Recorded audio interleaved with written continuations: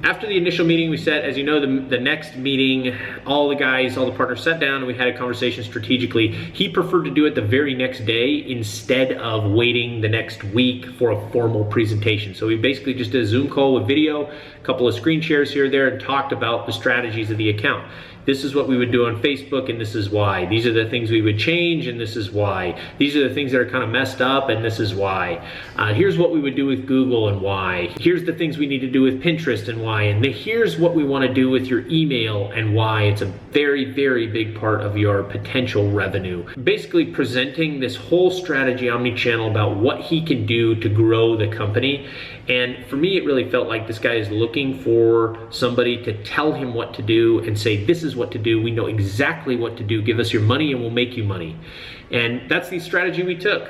It wasn't, well, what do you think? It was a very aggressive, straightforward, we know exactly what to do. We want to spend this much money on these platforms.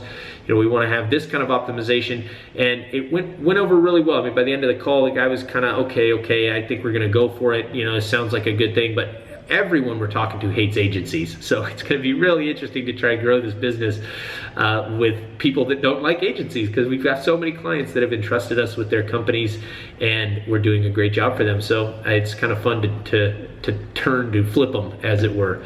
After the call, I set up a 7-day action plan because it is early November and he'd like to be totally ready and good to go for Black Friday. And I also included in that a 30-day action plan. So here's what you're gonna get in the first 7 days that you hire us. Here's what you're gonna get on the first 30 days that you hire us. And that's gonna give him a good idea of what he's gonna see right away for his money, because he wants us to jumpstart this thing. And here's what you're gonna get no matter what after the first month of us working together, because we can't accomplish everything, but we can accomplish a lot before Black Friday. So we prioritize everything. It took a few hours to put it together because there is a lot to do. And that goes over so well because somebody who looks at this thing thinks immediately, oh my gosh, these guys, not only do I like them, I have assigned them credibility because I believe that they know what they're talking about, but now they have a real concrete plan of what they're gonna do for my account. And I know exactly where my money's going. These action plans seem to be working really well for us as far as articulating how we would do what we want to do. And it's very comforting for clients. They reference them after 2 weeks and say, hey, can we go over the 30-day action plan and mark off some of the stuff we've done? It really just ends up going over really well. So I sent him the 30-day action plan. I sent him the service agreement marked up for him as well, and sent me an email a few hours later saying, hey, I just got a couple questions. Let's do a call tomorrow morning. No problem, 9 o'clock today we do the call.